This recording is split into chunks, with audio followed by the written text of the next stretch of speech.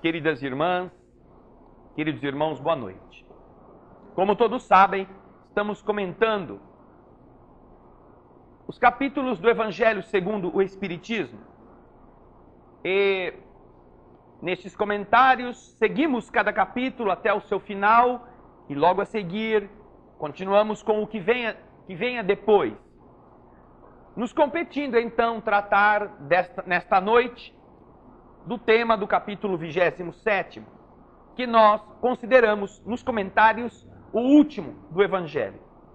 Ainda que exista o capítulo 28º, que é uma coletânea, um conjunto de orações que Kardec coloca ao final como sugestão, como maneira para inspirar as pessoas a poderem relacionar-se com Deus através da prece, mas que não são, como o próprio Espiritismo e Jesus asseveravam, não são fórmulas que devam ser decoradas e que devam ser usadas naqueles determinados momentos com aquela mesma sequência.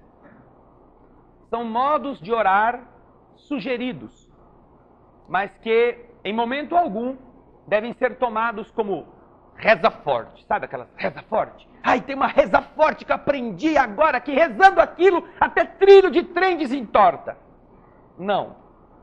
A doutrina espírita não tem esse negócio de reza forte. Ainda que muitos espíritas até pensem que tem. E acreditem nisso. A reza, a oração, aquela que é a mais importante por ser de acordo com o que Jesus ensina, é aquela que brote do coração mais sincero e limpo. Se há alguma coisa que merece esse título de reza forte, é esta. A oração que você fala com o seu jeito errado de dizer as coisas, com o seu modo não literário de exprimir-se, com os verbos às vezes conjugados de maneira inadequada, mas que você fala daquilo que você está sentindo na sua essência. E ao tratarmos deste tema, na semana passada, nós havíamos falado da importância da oração, tratando do Evangelho. O Evangelho que se faça em casa, porque a oração é tão importante para o indivíduo quanto para a comunidade. Comentamos das nuvens de seres criados pela mente das pessoas. André Luiz realça no livro Os Mensageiros, no seu capítulo 40, Rumo ao Campo, a importância que o pensamento negativo tem na plasmagem de forças deletérias que flutuam ao redor das pessoas e se aglomeram nos diversos lugares onde elas vivem, ganhando forma no plano vibratório e envolvendo, por afinização, pessoas que estejam em sintonia com este padrão mental inferior. Neste livro, Os Mensageiros, no capítulo 40, vocês encontrarão uma descrição muito preciosa e rica desse fenômeno. Matéria mental, larva mental, bactéria mental. Não é bactéria da gripe do porco, não. É bactéria que nós produzimos no nosso chiqueiro mental. Nas coisas ruins que pensamos, nas ideias inferiores que guardamos em nós e que ganham forma à nossa volta. E criam como que uma nuvem de piche que flutua sobre nossas moradias, sobre as nossas vizinhanças, sobre nossas comunidades. E podem estimular, inclusive, em pessoas desavisadas, pensamentos ruins que elas absorvem, porque se contaminam com este mesmo processo. Daí a importância da oração. Não como uma conduta adequada para o indivíduo parecer bonzinho perante Jesus e perante o Pai. Não porque você vai adotar uma postura artificiosa em uma determinada reunião religiosa, em uma determinada igreja, para parecer aquilo que a gente não é e ver se com isso a gente engana. Do lado de lá, algum espírito desavisado que possa entrar na nossa lábia. É impossível fazer isso porque o mundo espiritual funciona na base da sintonia. a sintonia de energias, de forças, e eles veem em nós o que nós somos. Não a carne apenas, não só o que parecemos, mas o que vibramos. Nossos pensamentos têm forma, como se nós tivéssemos uma tela que nos circunde, onde se projetam tudo o que nós desejamos, o que nós pensamos dos outros. E os espíritos que estão ao lado veem tudo.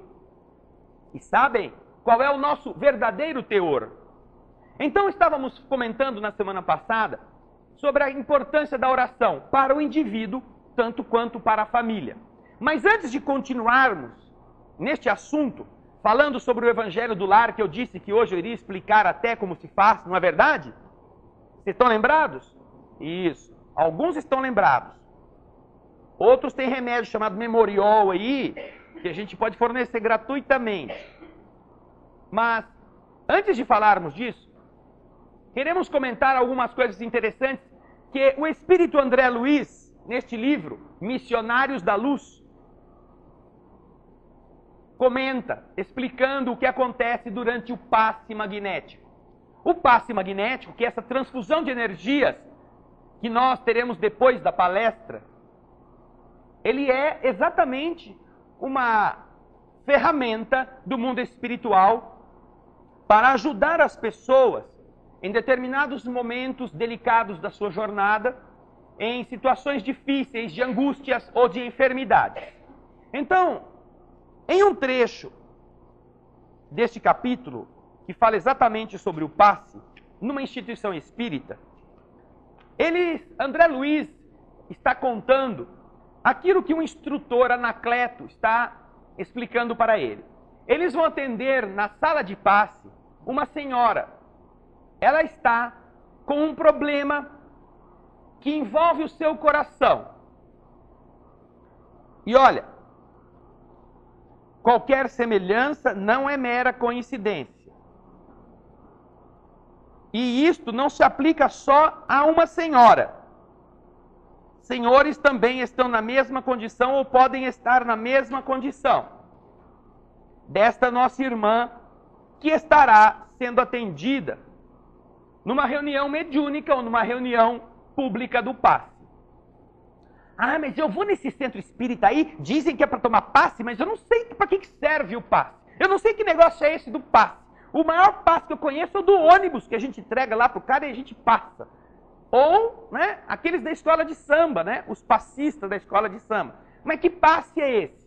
A transfusão de energia, que a pessoa senta lá e às vezes fica de olho aberto para ver o que vai acontecer com ela lá dentro.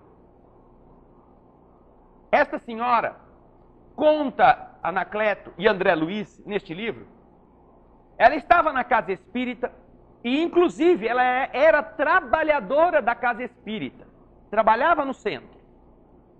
Mas vamos ver como ela estava naquele dia.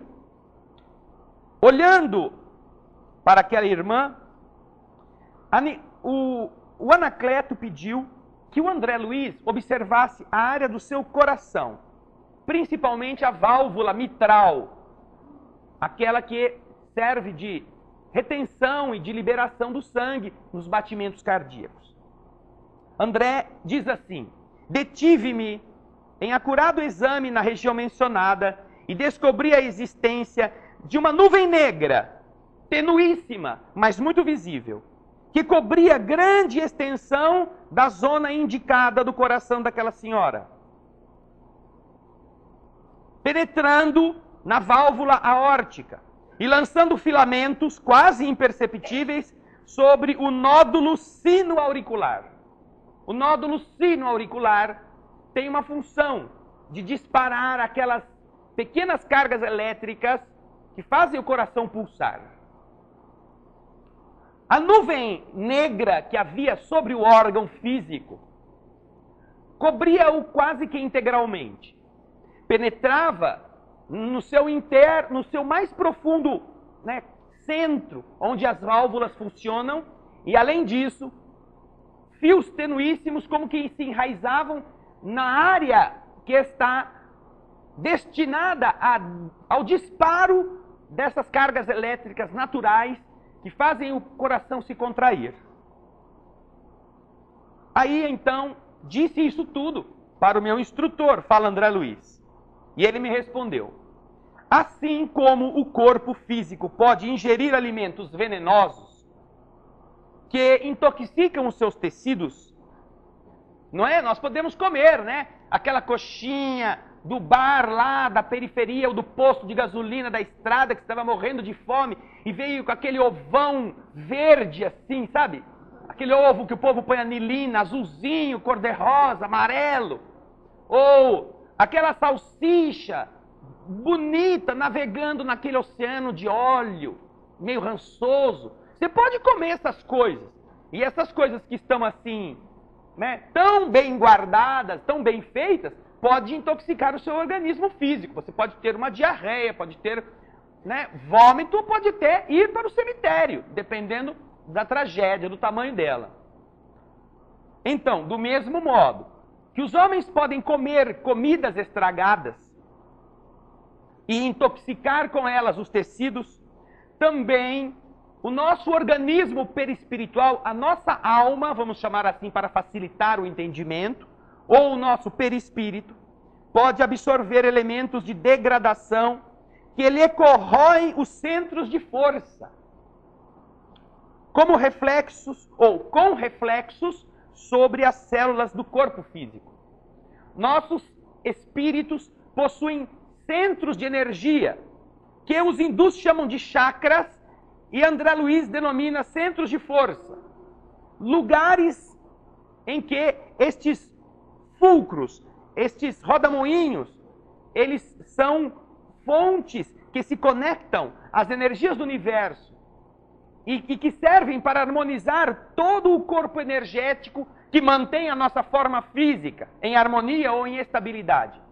Então, do mesmo modo que a gente come uma coxinha estragada e faz mal para o intestino, o nosso espírito pode se alimentar, pode se abastecer de vibrações degradantes que, atuando sobre a sua estrutura vibratória, desequilibram estes centros de energia em determinados deles, fazendo com que isto repercuta sobre o corpo de carne. Querem um exemplo fácil? Você tem um desafio, uma prova. Ninguém morre da prova. Não é? Um exame. Mas você tem que passar, você precisa passar, você quer passar. O exame está se aproximando e quanto mais o exame chega, mais você fica nervoso. Mas é um exame. Se acertou, se errou, passou, não passou, você vai ficar do mesmo tamanho, bonito ou feio, vai ficar, né, igualzinho ao que era antes. Mas o que acontece? Vai dando um friozinho na barriga. Quando chega o dia do exame, então, meu Deus do céu, já pediu para toda a família rezar de joelho em cima do milho, porque a pessoa tem que passar no exame. E vai, e às vezes não dorme de noite, e começa a suar e fica nervoso. E aí tem o medo do branco, não é? Ai, me deu um branco, e agora? Mas você não estudou? Estudei, mas a gente nunca sabe se estudou tudo. E isso tudo é o quê? Consequência do estado emocional. E é só um exame. A pressão sobe, o coração dispara, a pessoa tem às vezes diarreia, dá aquele friozinho na barriga. A hora que chega o examinador e põe a prova em cima da mesa, assim, virada no avesso, você vai, ai meu Deus, é aqui. Não tem como fugir mais. Ou então você vai tirar a carta, vai ser motorista ou motorista. E aí vai fazer o exame da tal da baliza, né? E a perna treme assim, né? Lá no desembraio, como fala. A perna treme, e você não sabe se vai acertar, se vai derrubar o postinho, né? Você está tão preocupado em não derrubar o postinho que derruba o poste da energia elétrica da CPFL, mas o postinho ficou. Como é que o senhor vai me reprovar? O postinho está lá, mas o senhor derrubou o poste de energia elétrica. Mas não tem problema, o postinho não caiu. Então nós desajustamos o corpo por causas tolas do nosso dia a dia. Nos deixamos arrastar por preocupações. Temos uma discussão com alguém que nos desafia. E a raiva faz a gente também passar mal. A gente chega em casa e fica lembrando daquilo. E tem, né? dói o figo, começa a ficar verde, amarelo. Por isso o povo fala, não é? Algumas pessoas se denunciam quando ficam com raiva, ficam nervosas, não é? Viram um pimentão assim. Você olha para a pessoa não está falando nada, mas, né? Só está faltando sair fumaça pelas orelhas, o tímpano ainda não estourou, mas ela está vermelha assim. Está tudo bem com você? Tô tudo bem. Por quê? Uma concentração de sangue, tudo isso é fisiológico. O coração está batendo do mesmo jeito, o sangue flui normalmente, mas o que fez este sangue concentrar-se nas têmporas? Um processo emocional alterado. Nós já nos destruímos assim, sem falarmos de coisas do espírito. Então o nosso corpo reage à ação, por isso que o conceito atual de corpo não é mais a fisiologia. O corpo não é apenas um amontoado de células. Nós somos psicofisiológicos. Nós temos um corpo que está unido a ele, o nosso psiquismo, que reage sobre ele. Bom, esta senhora tinha aquela nuvem no coração. E esses reflexos estavam incidindo sobre a artéria, sobre a válvula e sobre o nódulo, ou aquele ponto que faz o funcionamento do coração estar compassado. Se a mente, então, diz Anacleto, se a mente encarnada ainda não atingiu a disciplina das emoções, se ela alimenta paixões que a desarmonizam com a realidade, pode a qualquer momento intoxicar-se com as emissões mentais daqueles com quem convive e que se encontrem no mesmo estado de desequilíbrio que ela. Às vezes, estas absorções são fenômenos sem maior importância. Acontecem todo dia e as pessoas não sentem este impacto. Todavia, em muitos casos, são suscetíveis de ocasionar perigosos desastres orgânicos. Isto acontece principalmente quando os interessados, os homens e mulheres da vida, não têm o hábito da oração, cuja influência benéfica pode anular inúmeros desses males. A oração produziria nesta senhora uma reação de defesa. Mas o que aconteceu? Continua Anacleto informando André. Esta amiga, na manhã de hoje, teve sérios atritos com o esposo. Eles tiveram que inventar uma historinha, né? A mulher brigou com o marido, coisa que nunca acontece. Mas tinha que acontecer alguma coisa para ela ficar com raiva. Então inventou. A mulher brigou com o marido, ou o marido brigou com ela. E entrou, por causa desta briga, deste conflito, em grave posição de desarmonia íntima. A pequena nuvem que lhe cerca o órgão vital representa matéria mental fulminatória. Fulminatória. Enfarte fulminante. O que é isso? Né? Não deu nem para falar ai, já morreu. Já foi. Um raio que fulmina, cai assim, um relâmpago imediato.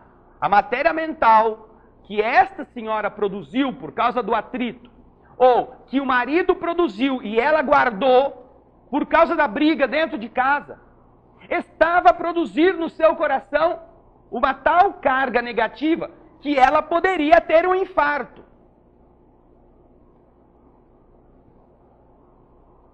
A permanência de semelhantes resíduos no coração pode ocasionar-lhe perigosa enfermidade.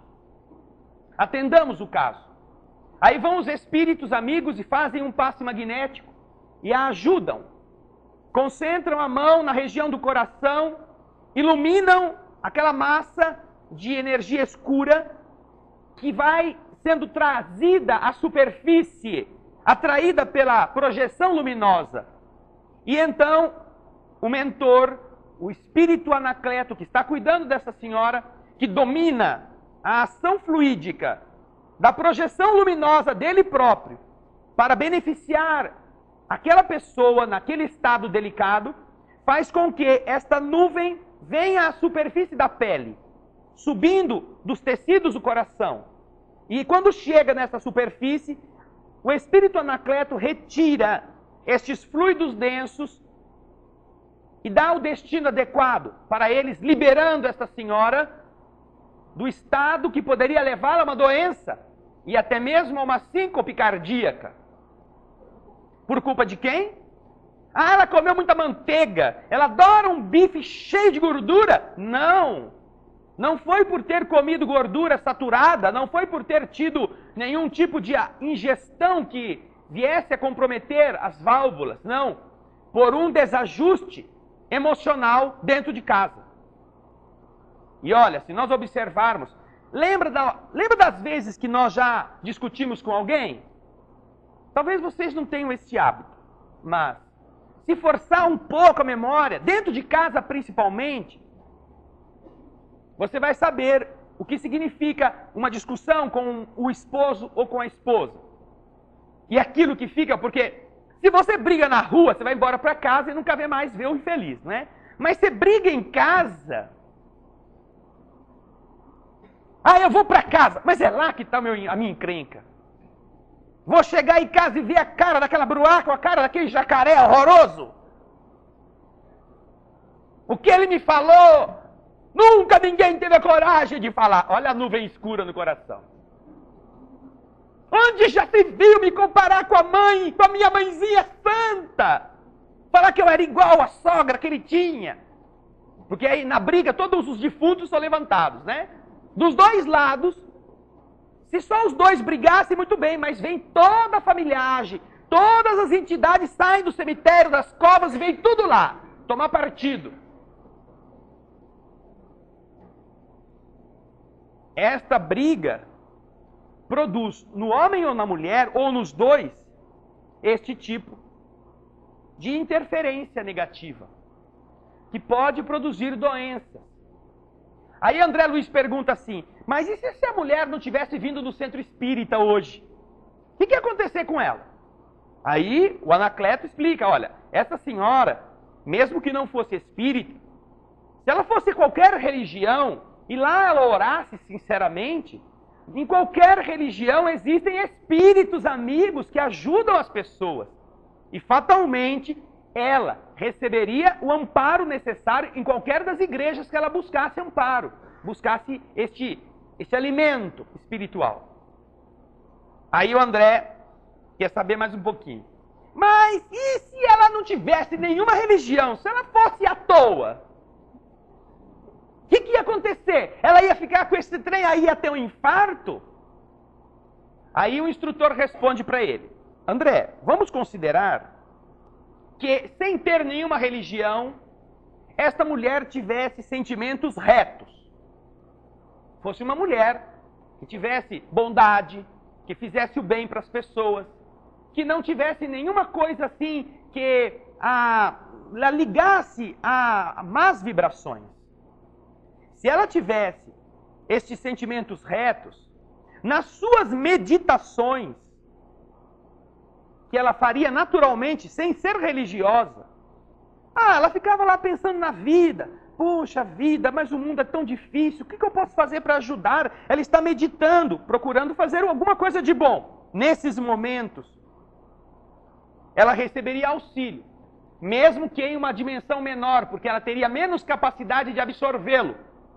Porque ela não estaria se abrindo no coração sincero, estaria apenas meditando sobre as coisas da vida. Mas se ela fosse uma mulher que tivesse sentimentos nobres e corretos, ela receberia ajuda ainda assim. Agora, se ficasse integralmente mergulhada nas sombras da ignorância ou da maldade, permaneceria distante da colaboração dos espíritos superiores. Não receberia ajuda de nenhuma espécie, porque não estava em sintonia e não desejava recebê-la. Teria que sofrer as consequências dos seus desatinos para aprender. Então, os espíritos são muito claros ao nos informar que são beneficiados pelos tratamentos magnéticos, não só os que vão em centros espíritas, todas as pessoas que vão em todas as igrejas, desde que orem com sinceridade, orem como Jesus pediu, elas são beneficiadas. Mas, se elas não vão a nenhuma igreja, o que acontece? Se são boas pessoas, se são pessoas retas, que têm consciência do seu dever de ser útil na vida, receberão amparo também. Nos momentos de meditação, de elevação de pensamentos, elas serão amparadas com um benefício menor, porque ela não está se sintonizando de forma plena, mas ela vai receber ajuda. Mas, se é uma pessoa indiferente e gosta, inclusive, de fazer o mal, vai ficar entregue a ela mesma. Aliás, isso acontece, inclusive, com as pessoas que vão nas igrejas. Isso acontece, inclusive, com as pessoas que vão às casas espíritas. Quando não desejam nenhum tipo de modificação, não atingem isto. Porque os espíritos não violentam ninguém. Eles ajudam uma vez, ajudam duas, ajudam três. Quando a pessoa diz, não, eu quero ajuda. Tá bem, mas você tem que se ajudar. Você precisa mudar o seu modo de ser, tem que ser mais paciente. Não pode discutir, não pode falar um palavrão para sua companheira, para o seu companheiro dentro da sua casa. Sua casa não é um depósito de lixo. Como você quer que os espíritos vão lá na sua casa fazer uma limpeza? Se você é o primeiro a transformar a sua casa numa pocilga, os espíritos não são a vega sopável. Essa companhia que passa toda noite recolhendo, não é o saco de sanito. Os espíritos são nossos amigos que querem que a gente melhore e a gente aprenda a se manter em equilíbrio. Então nos explicam como fazer. Todos nós, que já tivemos alguma rotina de discussão parecida com esta, dentro de casa, no trabalho, na rua, em qualquer lugar, podemos estar ou podemos ter sido esta mesma mulher. E isto é o que às vezes acontece quando as pessoas recebem o passe magnético na casa espírita e dizem assim, ai, eu estava com o coração tão apertadinho, mas ai, saí tão leve. O chumbo ficou aqui. Mas esse chumbo, você colocou aí no seu coração. Pela sua ação mental, ou você absorveu esta ação mental do ambiente onde você estava, permitindo que isso ficasse em você. Neste trecho do livro, eles abordam vários tipos de pessoas com problemas. Um deles é um indivíduo que é chamado de o caso de 10ª vez. Sofria de um problema no fígado e bebia. Aí os parentes levavam no centro. No centro, os espíritos tratavam dele por amor, melhoravam a condição hepática, ajudavam-no a se equilibrar de novo. Aí passava um tempo de ele já ensinado a não fazer a mesma coisa, voltava ele lá no centro. Segunda vez, terceira vez, quarta vez, quinta vez. Aí chega um dia lá que fulano está lá e o mentor pergunta, esse aí não é o caso de 10ª vez? Caso de 10ª vez? É, caso de 10ª vez. Então, nós vamos atendê-lo hoje, pela 10ª vez. Pela 10ª e última vez. Mas, pergunta André Luiz, mas não vai atender nunca mais? Olha, trata-se de um conhecido nosso, que tem graves perturbações no baço. À frente do André estava um cavalheiro razoavelmente idoso, que o orientador examinou com atenção. Por minha vez, observei-lhe o fígado e o baço, que acusavam enorme desequilíbrio. Lastimável, explicou o chefe do auxílio, o espírito responsável. Entretanto, apenas poderemos aliviá-lo. Agora, após 10 vezes de socorro completo, é preciso deixá-lo entregue a si mesmo até que adote uma nova resolução. E percebendo o espanto meu, diz André, nossa missão não é de amparar os que erraram, não é de fortalecê-los para que não errem, fala o André para o instrutor. E o Anacleto responde, olha, nosso esforço é também educativo. E não podemos desconsiderar a dor que instrui e ajuda a transformar o homem de bem. O homem para o bem. nas normas do serviço que devemos atender nesta casa, é imprescindível ajuizar as causas na extirpação dos males alheios. Existem pessoas que procuram o sofrimento, a perturbação, o desequilíbrio, e é razoável que sejam punidas pelas consequências dessas mesmas condições, dos seus próprios atos. Quando encontramos enfermos desta condição, nós procuramos salvá-los dos fluidos deletérios em que se envolvem pela sua própria escolha. Por 10 vezes consecutivas, a título de benemerência espiritual. Por 10 vezes, aquele indivíduo indiferente, aquele indivíduo preguiçoso, aquele indivíduo que se meteu onde não devia, ele é atendido nessa instituição 10 vezes. E é aliviado das ações nefastas que ele próprio semeou para ele. Todavia, se as 10 oportunidades voam sem proveito para os interessados, temos instruções superiores para entregá-los à sua própria obra, a fim de que aprendam consigo mesmos. Poderemos aliviá-los, mas nunca libertá-los.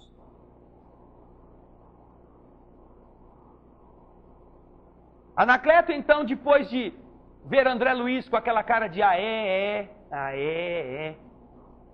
diz ainda: este homem,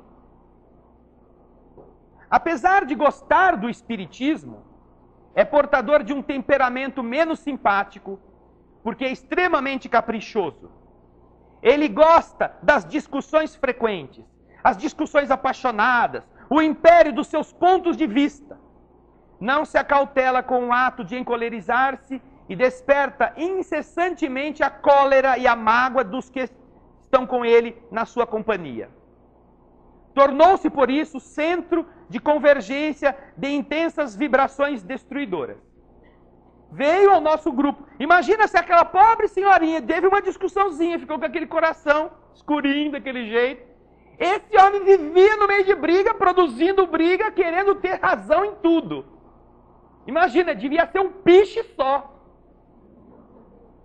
Está ali, todinho, né? Onde ele andava, ficava as marconas, assim, aquelas coisas pretas no chão. Então, desde que veio aqui em nosso grupo, em busca de melhoras, há muitas semanas, procuramos orientá-lo no serviço do amor cristão, chamando-lhe a consciência à prática de obrigações necessárias ao seu próprio bem-estar. Não seja nervosinho, tenha paciência, não discuta, não faça questão de sempre ter razão. Vá com calma, respeite as pessoas, ajude-as. O infeliz, porém, não nos ouve. Adquire ódios com facilidade temível e não percebe a perigosa posição em que se confirma. Frequenta-nos há pouco mais de 3 meses e durante esse tempo já lhe fizemos as 10 operações de socorro magnético integral, alijando-lhe as cargas malignas, não só dos pensamentos de angústia e represália que ele provoca nos outros, mas também dos pensamentos cruéis que fabrica para si. Agora, 10 vezes depois, temos que interromper o serviço de libertação por algum tempo. A sós, com sua experiência forte, aprenderá lições novas e ganhará muitos valores. Mais tarde, receberá de novo o socorro completo. Aí podemos ver como os espíritos nos educam todas as vezes que querem fazer com que nós sejamos nossos próprios médicos. Esse indivíduo e esta senhora, sem contarmos os demais que estão descritos aqui, são o que nós somos. Pessoas que somos arrogantes no trânsito, que brigamos com as pessoas que disputam conosco determinados estacionamentos em lugares que nós queremos parar e eles pararam também e tomaram nossa vaga. Somos as pessoas que nos irritamos com o atendimento dos balcões das lojas e brigamos e discutimos com balconistas e falamos os bichos para eles. Esses indivíduos que aqui estão retratados neste homem, somos nós. Somos nós, maridos e esposas, que discutimos e falamos absurdos na hora da irritação e depois não temos coragem de pedir desculpa. Porque aí tem que deixar o tempo, dar um jeito de apagar ou de cauterizar as feridas. E enquanto isto é assim, esta é a resposta da vibração para o nosso corpo. E adoecemos. Temos problemas variados no corpo. Por isso, a importância da oração individual e da oração em família. Nós vimos na semana passada vários benefícios que a prece pode produzir quando feita dentro do lar. Vamos relembrar rapidamente. Altera as vibrações do ambiente da família. Essas nuvens que estão circundando as pessoas. Você não precisa esperar o dia do passe magnético. Ai meu Deus, eu briguei justo na sexta-feira. Só vou no centro de novo na outra quinta. E agora? Será que com esse trem preto no meu coração eu não vou ter um infarto antes? Será que eles me atendem na segunda se eu for lá? Você não precisa esperar o dia do passe magnético no centro espírita para se tratar. Se você orar, seja no ambiente da casa, com seus familiares, seja você mesmo, orar com sinceridade, com elevação, você se conecta com vibrações superiores. E as entidades amigas que estão ao seu lado, vendo o seu sincero arrependimento. Mas não é rezar aqueles, ai Senhor, eu sei, eu vi lá no centro espírita que quem discute fica com um trem preto no coração. Eu quero que o Senhor tire esse trem preto do coração e leva para o meu marido. Ele sim que tem que estar com esse trem preto no coração. Não adianta. Vai ficar você com o trem preto no coração. A oração não é para isso. Não é? É um momento em que você se arrepende, em que você não compreendeu aquele momento de discussão, você se exaltou também e você pede desculpa a você e começa a ter coragem para ir também desculpar-se com a pessoa. Olha, eu ainda não concordo com o que você fez, mas eu não queria te agredir. Desculpa, eu não soube me controlar. Eu não quero que você fique com raiva. Eu gostaria de ter dito aquelas coisas de uma forma decente, de uma forma que você mereça escutar, porque no fundo eu gosto de você. É muito diferente quando a gente faz isso. Então, a oração em família produz este clima positivo e os espíritos amigos atuam, beneficiando a transformação desses miasmas negativos em forças luminosas. Quando você ora em família, as entidades perturbadoras que possam estar na sua casa, morando com você, ou que foram trazidas com você para dentro da sua casa, começam a entender por que não é bom ficar ali. Afinal, ficar tão mal acompanhado, elas merecem coisa melhor. Elas não precisam morar lá não, elas podem procurar um outro spa, um hotel de mais estrela do que a nossa companhia. Deus gosta delas. Não é Deus que está obrigando-as a ficar conosco. E que o desejo do Pai, tanto quanto é o da nossa melhora, quanto é o da melhora desses espíritos. Então a oração em família os ajuda a entender essas coisas. E eles vão embora.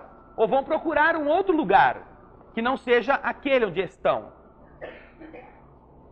Com esta ajuda magnética que a oração em família propicia, acontece o quê? Uma diminuição de problemas de saúde física, de saúde mental e espiritual nos moradores da casa. Esta senhora ia ter um problema cardíaco. O coração ia ficar taquicárdico, porque a nuvem negra iria atuar sobre o equilíbrio das pulsações elétricas. Ela ia ter que fazer um exame no cardiologista. O cardiologista ia pedir uma série de exames. Com medo, ela já poderia piorar o seu estado. Ai meu Deus, será que eu vou ter algum infarto, alguma coisa ruim? Quando você entende este mecanismo, ao invés de ir para o cardiologista, antes, você altera o padrão vibratório da sua casa. E pode ser que não precise ir ao cardiologista, ainda que a doutrina espírita respeite todos os médicos como emissários do amor divino para ajudar as pessoas. Muitas doenças não são físicas, são vibratórias. E este recurso da oração em família beneficia todo o ambiente do lar. Outra coisa, ao formar uma atmosfera luminosa ao redor daquele ambiente, você se preserva do ataque de outras entidades que não tem nada a ver com a sua família, mas querem entrar lá para dar uma olhadinha. Todo mundo quis ficar olhando no Big Brother, não é? Então, a sua casa é o Big Brother dessas entidades. Agora, quando você faz o Evangelho no lar, esses espíritos não conseguem entrar e não conseguem enxergar lá da rua também. Eles têm que procurar outras casas para irem influenciar ou irem aproveitar a presença dos encarnados, sugando suas forças em outros ambientes. O Evangelho em família ajuda isto.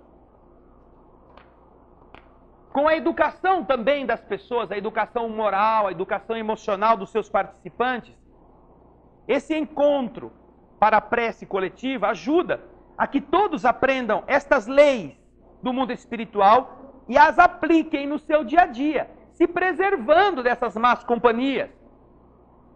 Então, essas pessoas, como aquela senhora, que na discussão com o marido assimilou dele, ou produziu ela própria, aquela mágoa, sabendo dessas leis, naquele momento ela poderia ter feito outra opção. Ela poderia ter ficado quieta. E enquanto o marido esbravejava, poderia ter orado por ele. Em silêncio. Deixa ele desabafar, deixa ele xingar. E ao invés de ficar ouvindo, assimilando, se revoltando e se magoando, ela poderia fechar os ouvidos, deixar eles goelar e em silêncio pedir a Deus que o abençoasse. Pode ser que nem Deus conseguisse fazer aquilo nessa hora, mas ela estaria luminosa, ela estaria com seu coração preservado, porque estaria desejando o bem para quem está lhe desejando o mal. É uma forma terapêutica de proteger a si mesma nesses estágios de desajustes. E a oração em família educa a gente, porque a gente fala de leis do mundo espiritual, a gente aprende com os livros. É muito interessante os benefícios que o conhecimento propicia na vida das pessoas. Através do Evangelho no lar, além de nós começarmos a romper os laços com as entidades inferiores, que gostam das mesmas coisas erradas, por melhorarmos a vibração, nós começamos a sentir melhor e sentir mais a presença dos espíritos amigos, que estão conosco 24 horas por dia. Eles estão ao nosso lado sempre. Mas por que a gente não sente? Porque a gente não sobe a nossa vibração. A gente não sente o envolvimento dessas entidades amigas na intuição, no carinho que fazem, na felicidade que sentem quando a gente faz alguma coisa boa. Quando você, fazendo bem para uma pessoa, sente uma alegria na alma, que até às vezes se emociona, tenha certeza de uma coisa: essa alegria é sua sim, mas é também do seu espírito amigo, da entidade protetora que se emociona ver você fazer aquilo por um outro, e te beija o coração e te envolve na satisfação de você sentir-se filho de Deus, fazendo o que Deus gostaria que você fizesse. Sintonia com os bons espíritos. A doutrina espírita, em nenhuma das questões do livro dos Espíritos, nos afirma que nós necessariamente temos um espírito perturbador conosco. Em nenhuma das perguntas que Kardec faz aos espíritos, eles respondem que cada pessoa tem garantido um obsessor para ela. Não. Mas o livro dos Espíritos fala textualmente que nós todos temos um espírito protetor que é superior a nós. Desde antes de renascermos até depois que desencarnamos. Olha que coisa bonita.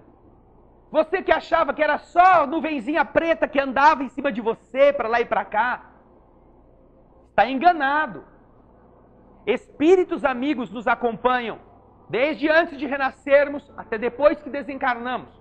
E isto é compromisso. E este Espírito é melhor do que nós, graças a Deus, não é? Ele sabe mais, ele ama mais. E qual é a sua função junto a nós? Está no livro dos Espíritos. A função do Espírito protetor é a de ser um pai para o seu tutelado. Um pai. Olha para nós como um pai compreende as fraquezas do seu filho. Como um pai sabe que ele está com raiva, ou que ele está desejando fazer uma coisa que não deve, ou que ele tem um vício, e continua amando o seu filho. A função do Espírito protetor é essa, a de ser um pai para aquele encarnado que ele aceitou proteger. Quando fazemos o Evangelho no lar, nós nos ligamos a esses espíritos melhores e sentimos a sua companhia. E por causa disso tudo, a convivência dentro de casa melhora. Porque há menos entidades perturbadoras atuando, fustigando e jogando um contra o outro. E há mais sintonia com espíritos generosos que falam, calma, deixa isso passar. Não fique bravo agora, dá um tempinho. Essa pessoa, ele está um pouco nervoso, ela está passando mal, está naqueles dias. Daqui a pouco tudo passa. Você se conecta com a boa sintonia. E não cria um alvoroço dentro do lar. Resultado, há uma melhora na convivência da família. As crianças não brigam tanto entre si. Os filhos têm melhor estado de saúde. Dormem melhor. Os adultos e as crianças sonham com mais facilidade. Se dispõem a um dia seguinte com mais dinamismo. Tudo decorrente do Evangelho no lar. Como fazer esse negócio que parece ser um trem milagreiro? É muito fácil, muito simples. O Evangelho no lar é algo que, como a oração pessoal, não tem ritual nenhum. E nós aqui temos algumas recomendações que tiramos das obras espíritas, explicando como é o Evangelho. O Evangelho deve ser feito em família de maneira muito simples. Não deve ser artificial, não deve ter rituais, não deve ter caráter cerimonial, nem deve possuir hierarquia sacerdotal entre seus membros. É a sua casa. É você, sua esposa ou seu marido e os seus filhos. Então não é aquele negócio, só o pai é que fala. Não, a gente vai fazer primeiro, vamos fazer o sinal da cruz todo mundo. Apaga a luz, acende a vela. Não. O Evangelho em família é simples. Todos ali estão sentados ao redor da mesa ou em cadeiras, na sala, onde for. É muito simples. Não há nada dessa coisa assim, ai, será que agora a gente pode falar? Pode olhar para o lado? Outra coisa, é simples, mas é uma reunião séria. Não deve ser avacalhada pela superficialidade, mas também não deve ser sisuda ou mal-humorada. Aquela coisa assim, né, dura, porque isso atrapalha a expansão das pessoas que estão ao redor para falarem, para tirarem dúvidas, para também se abrirem para essa vibração. Por isso, ela é uma reunião séria, mas deve ser descontraída.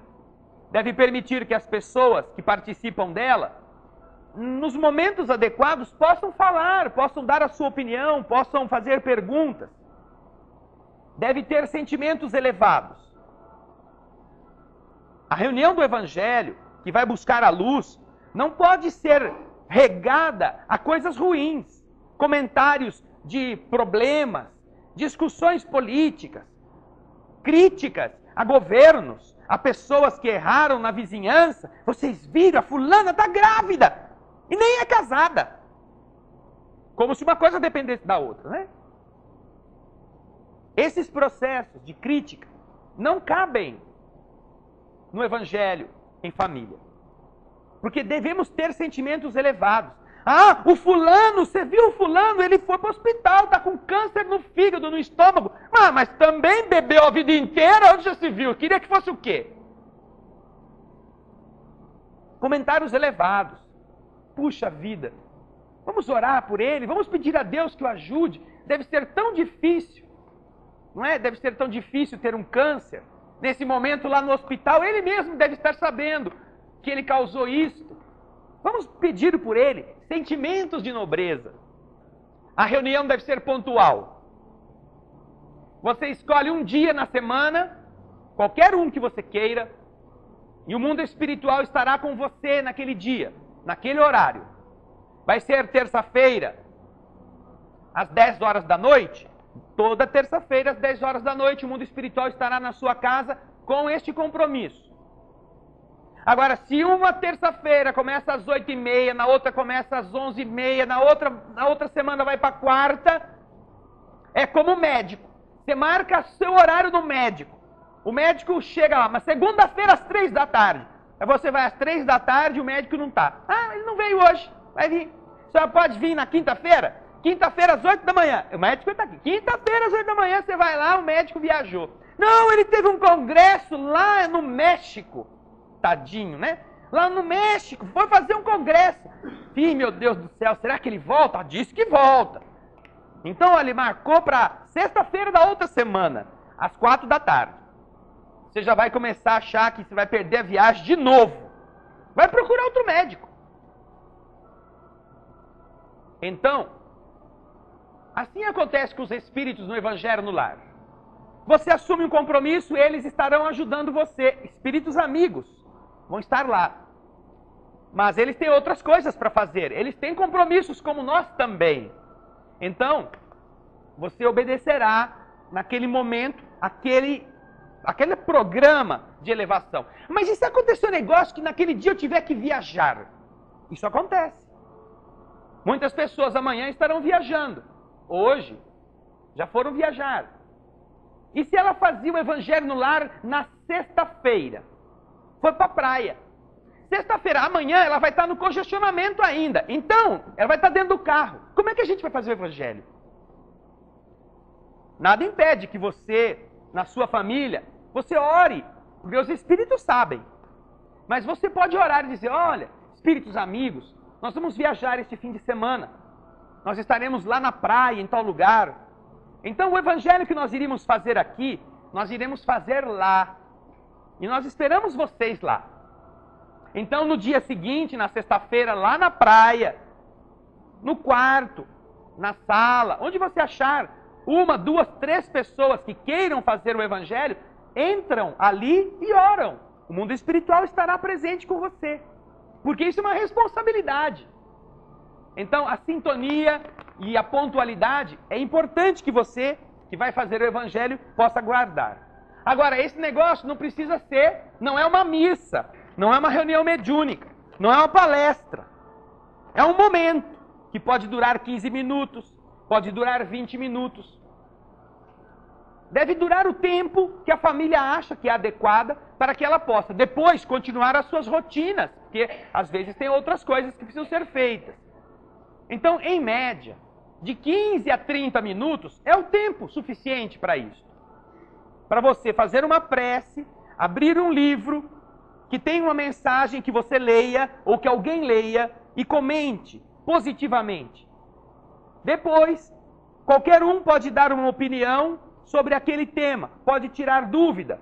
Geralmente os filhos, os jovens, têm alguns questionamentos. Então, tem sempre o pai ou a mãe que estão ali dirigindo este certame de afeto.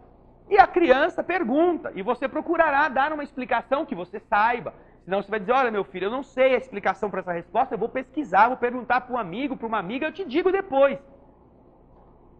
A reunião não é para ninguém ficar jogando a culpa no outro, vestindo carapuça, lendo o Evangelho assim, olha só, olha o que ele está falando aqui, né? Olha, você viu bem? Abre o ouvido, hein? Isso não tem sentimento elevado em jogo. Nesse momento, todos ali somos devedores. Como deveremos nos considerar sempre. Então não é lugar para você discutir quem tinha razão, quem não tinha, se o evangelho serve para A, para B, para C, ficar dando indiretinha, jogando a mensagem para tal pessoa que precisa escutar. Não, evangelho não é para isso. Deve ser breve. Não é aconselhável que se prolongue por mais de 20 minutos ou 30, para que possa manter a leveza e os objetivos do encontro. Porque tem gente muito apressadinha, né? Ai, eu tenho prova amanhã, mãe. O que eu vou fazer? Vem rezar, porque rezando você vai bem na prova. Mas se eu não estudar, amanhã eu tiro 0. Então imagina fazer um evangelho que dura 1h30. Com o filho precisando decorar as fórmulas ou fazer uma cola bem feita. Ele vai estar ali presente só de corpo, com raiva do evangelho. Não. Então, todas as nossas atividades depois poderão ser retomadas. Mas é importante que as pessoas digam, olha, meu filho, é muito rápido, nós vamos fazer a prece, e assim que terminar você já volta, 15 minutos você já pode voltar a estudar. Ah, tá bom então, vai durar só isso? Vai durar 15 minutos, mas durante os 15 minutos você presta atenção em tudo aquilo que você vai ouvir, para amanhã na prova você estar em sintonia com os bons espíritos amigos, que vão te acalmar, porque você tem que estudar para fazer a prova. E então, qual é a estrutura? É muito simples. Você elege um livro de mensagem, ou o evangelho, ou um livro que tenha frases edificantes. Primeiro se reúnem ao redor da mesa, ou em algum cômodo que todos possam estar confortavelmente sentados. Alguém faz uma oração sincera, uma oração simples. Pode apagar um pouco a luz, pode colocar uma música. Desligue os telefones celulares. Tira do gancho os telefones que estão na sua casa. Desligue a televisão. Porque ninguém consegue fazer nada olhando a televisão. Já viram quando você vai na casa de um parente que você quer visitar há muito tempo, trocar uma ideia, e ele fala, senta aí! E na sala está a televisão ligada. E você quer conversar com ele e fica na televisão. Né? Legal, né? Olha. Sim, fala aí mais um pouquinho. Ai, mas você viu que coisa horrorosa. Você vai embora. Porque a pessoa não está nem aí querendo conversar com você. Então a televisão vai ter hora para ela.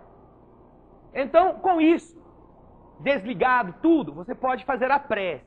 Uma prece simples, uma prece espontânea. Depois de feita a prece, o que acontece? Acendem-se as luzes, alguém abre o livro ao acaso ou na sequência, se você quiser manter uma sequência. Leia um trecho. Ou um parágrafo, alguma coisa que tenha sentido, leia de forma pausada e compreensível para quem está ali. É muito comum os adultos fazerem evangelho com crianças e lerem o livro, ou o evangelho, ou qualquer outro livro, sem traduzir para as crianças o que significa.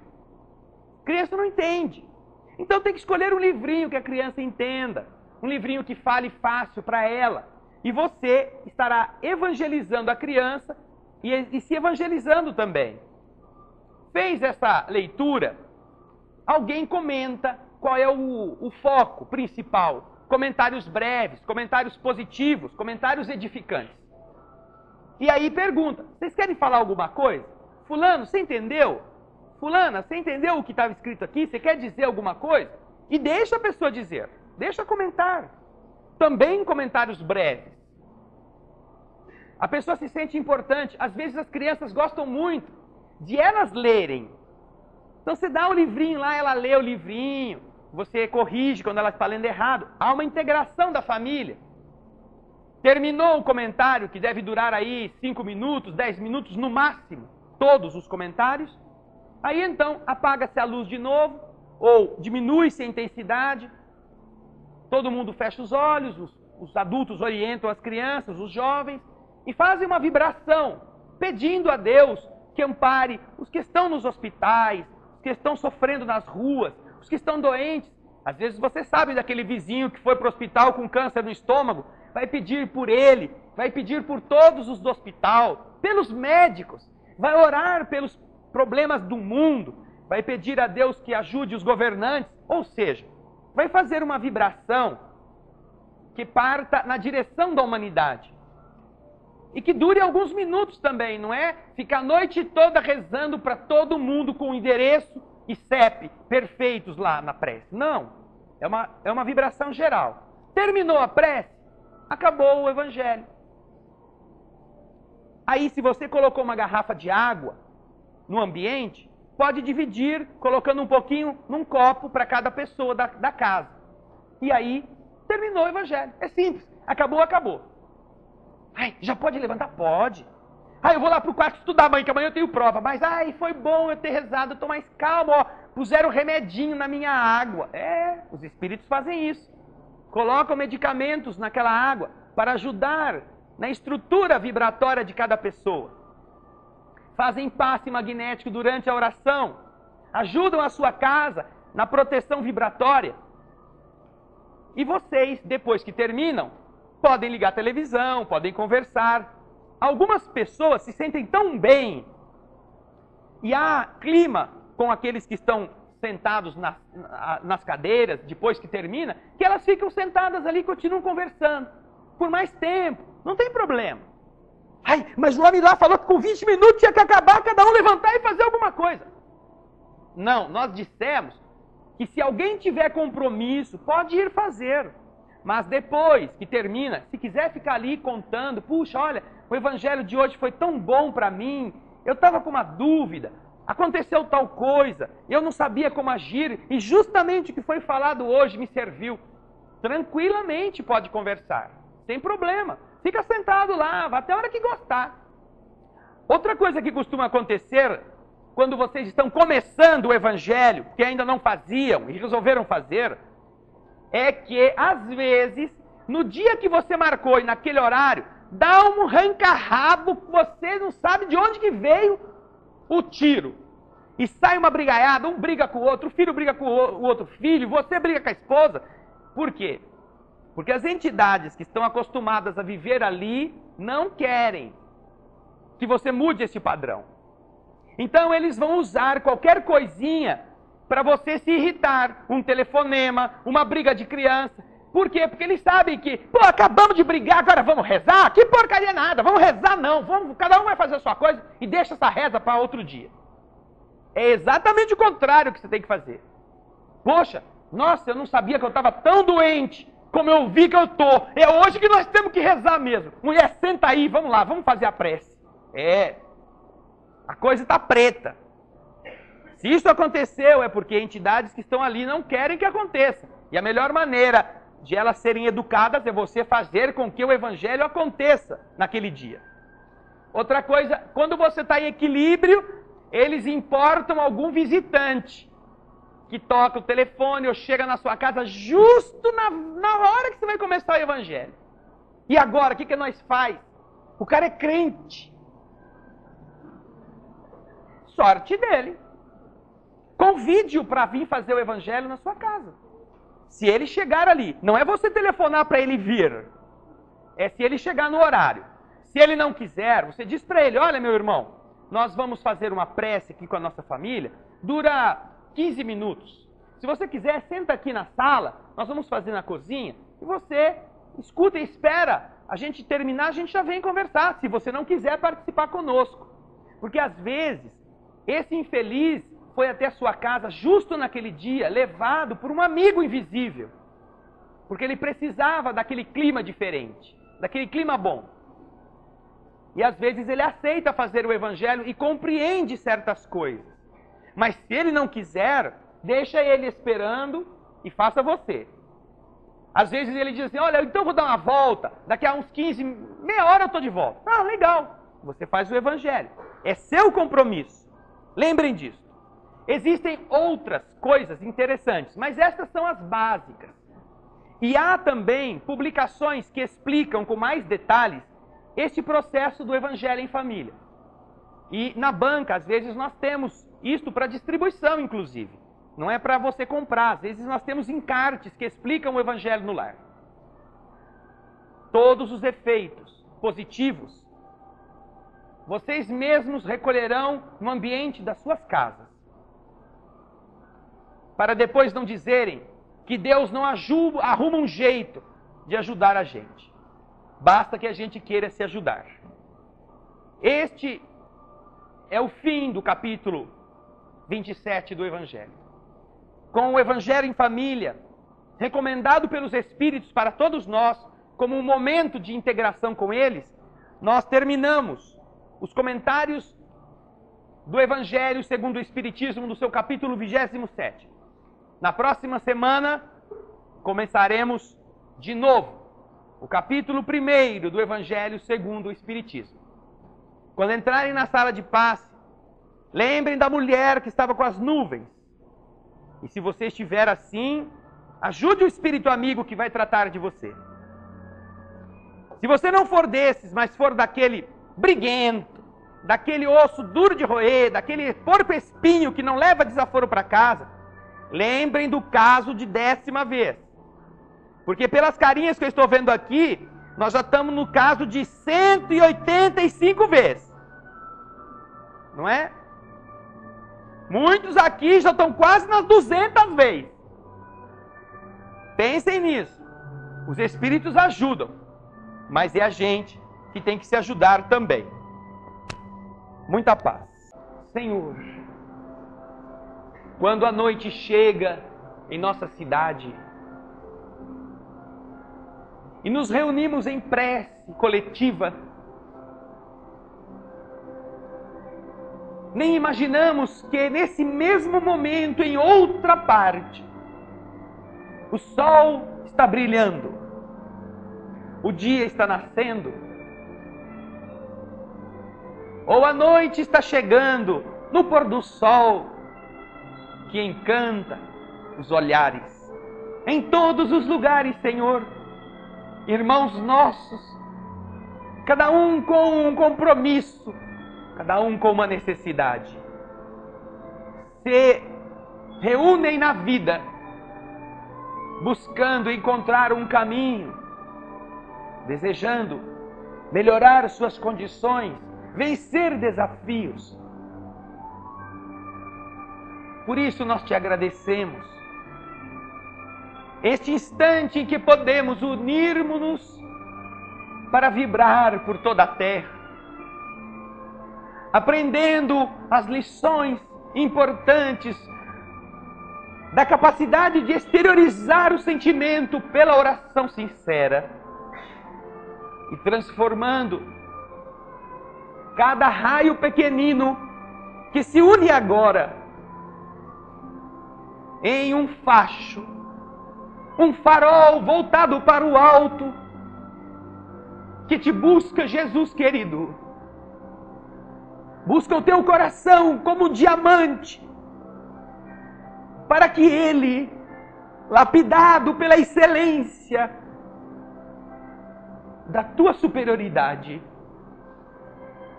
possa refletir para toda a humanidade este pequeno raiozinho,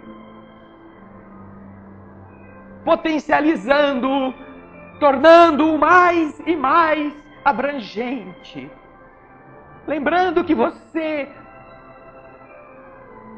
foi capaz de multiplicar o pouco pão e o pouco peixe, como também o será de ampliar o pouco que a gente te oferece, para que nesse instante a nossa prece seja a nossa cooperação com a melhoria da humanidade inteira.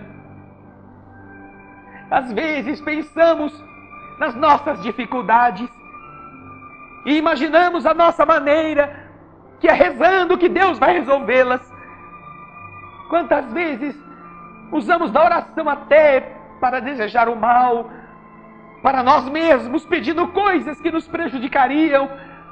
Mas depois que a gente está estudando e aprendendo as leis espirituais, nós compreendemos que aquilo que vibramos demonstra o que somos. E é por isso que te oferecemos, Jesus. Se é que temos algo de bom, este algo sinceramente,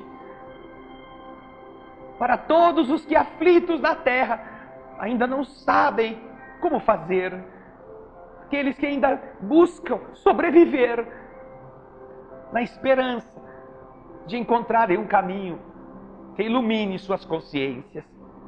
Que nós possamos cantar por todos, Senhor. Escuta-nos e ajuda-nos a escutar o que vamos cantar. Almas do céu,